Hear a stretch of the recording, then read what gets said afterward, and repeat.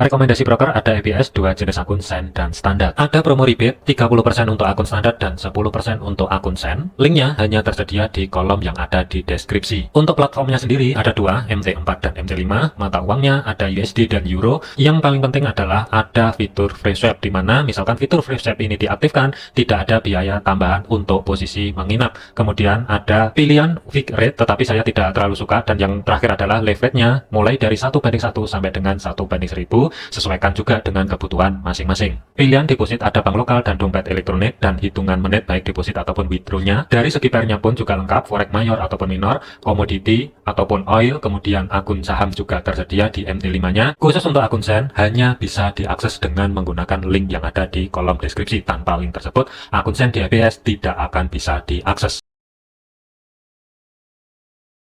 Assalamualaikum warahmatullahi wabarakatuh. Selamat datang di channel Efeksional Tasetback. Rekan-rekan semua, update untuk hari ini tanggal 15 sampai dengan besok tanggal 16 Mei 2025 ya. Dari segi fundamental yang perlu diwaspadai, jam setengah malam nanti waktu Indonesia Barat ya akan ada rilis dari beberapa data retail sales. Kemudian klaim pengangguran awal, kemudian yang terakhir adalah hati-hati pidato dari Powell ya. Ini nanti akan ada kurang lebihnya sekitar 44 menit lagi lah.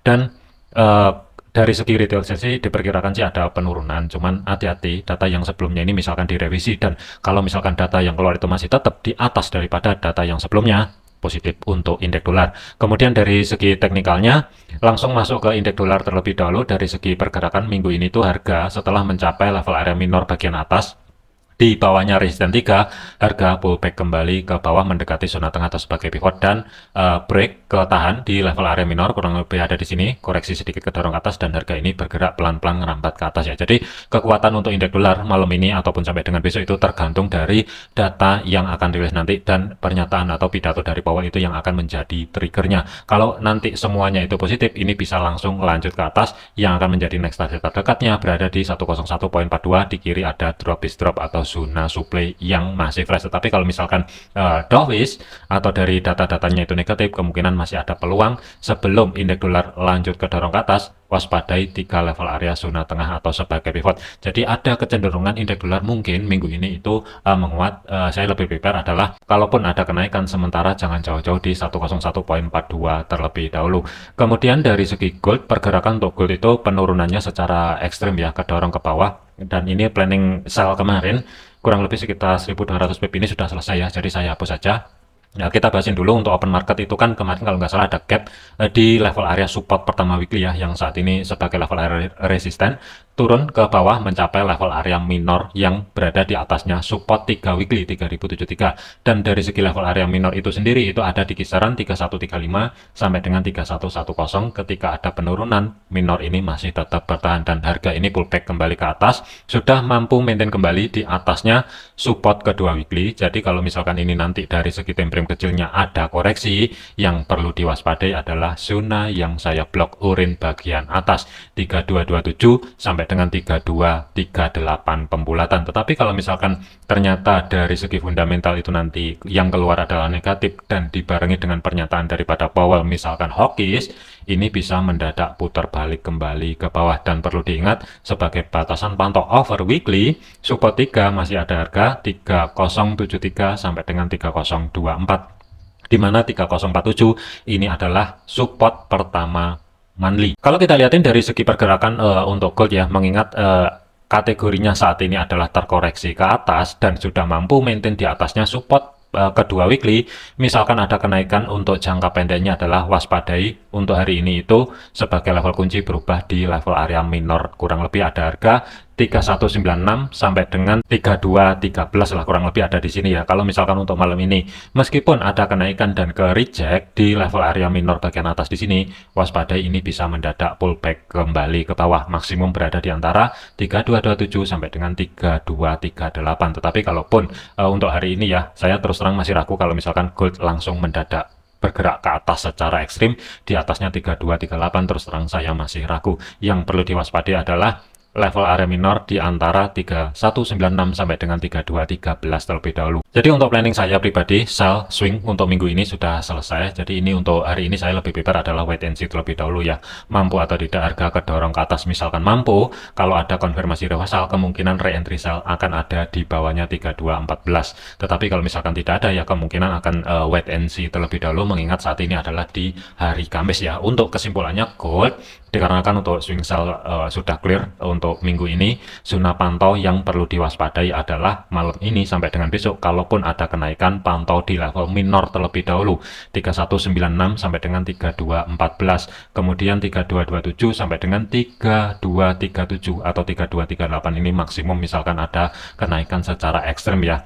Kemudian area bawah adalah hati-hati, baru aja gold itu break ketika harga dari bawah di atasnya 3172, waspadai misalkan potensi sedikit koreksi dengan level kunci bawah adalah di 3160.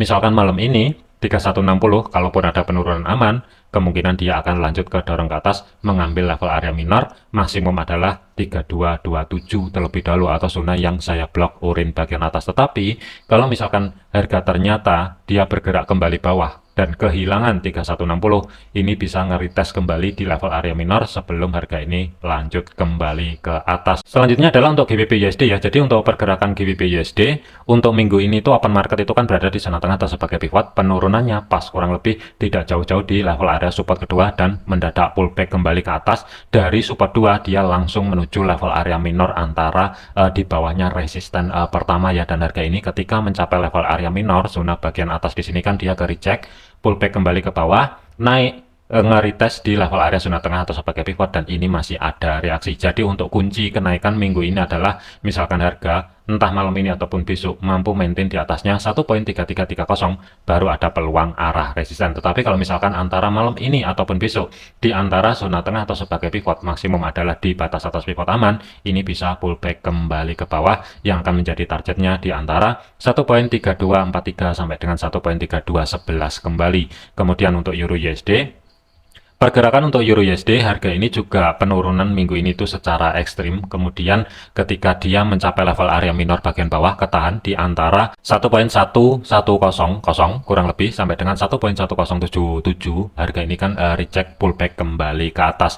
Kurang lebih kenaikannya setelah dari area support pas di batas bawah pivot, harga ini kan ke reject kembali ke bawah, mencapai level area minor, zona yang saya blok merah, naik kembali ke tahan di support pertama weekly yang saat ini resisten, dan harga ini pullback kembali ke bawah tetapi masih ke trap. Jadi untuk kunci kenaikan untuk malam ini ataupun besok adalah pantau di 1.1227.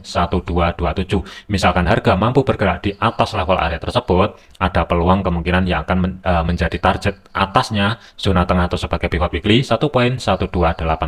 Tetapi untuk hari ini antara dua level area di zona yang saya blok orange, kalau misalkan bertahan, ini bisa mendadak pullback kembali ke bawah. Target selanjutnya untuk day trade-nya berada di 1.1134, maksimum kemungkinan tidak jauh-jauh di level area minor bagian bawah, ada harga 1.1100 sampai dengan 1.1077. Jadi saya lebih prepare untuk Euro USD ini, kemungkinan dia bisa aja ke dorong ke bawah.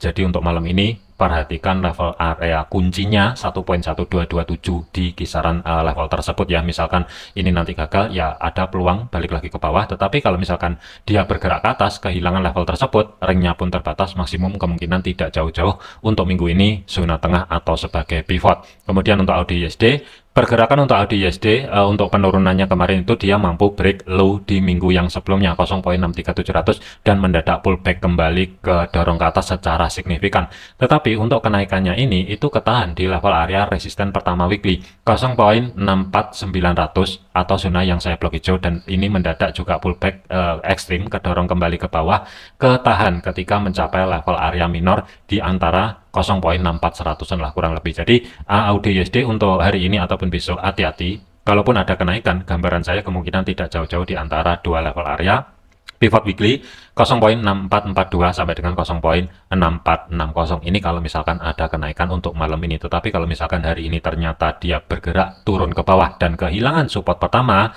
ada peluang besar kemungkinan low yang ada di kisaran 0.6356 akan dijebol ke bawah ya. Jadi hati-hati untuk AUD/USD sebagai level kunci. Kalau menurut saya minggu ini balik lagi ke 0.6460. Kalau untuk hari ini ataupun besok, meskipun ada kenaikan, selama harga tidak mampu maintain di atas level area tersebut, saya lebih prepare cari ancang-ancang setup sell. Kemudian untuk USD CAD, pergerakan untuk USD CAD sendiri, untuk planning kemarin ya, untuk buy-nya harusnya sih TP pertama sudah kena.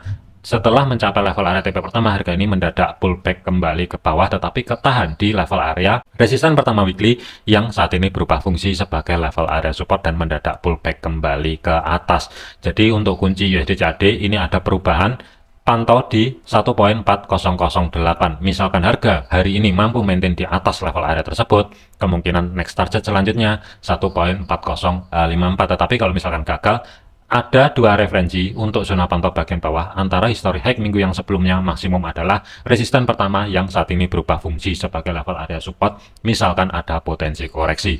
Untuk planning saya lebih prepare wait and see untuk re-entry buy kembali, tetapi saya akan menunggu di antara kedua level area tersebut. Misalkan ada kesempatan kedorong ke bawah, kemungkinan re-entry buy akan ada, targetnya 1.40500-an, atau kalau misalkan agak sedikit dalam, selama level kunci yang berada di 1.3911 aman, tinggal tunggu konfirmasi pembalikan arah, cari ancang-ancang setup buy, target bisa maksimum di kisaran 1.4050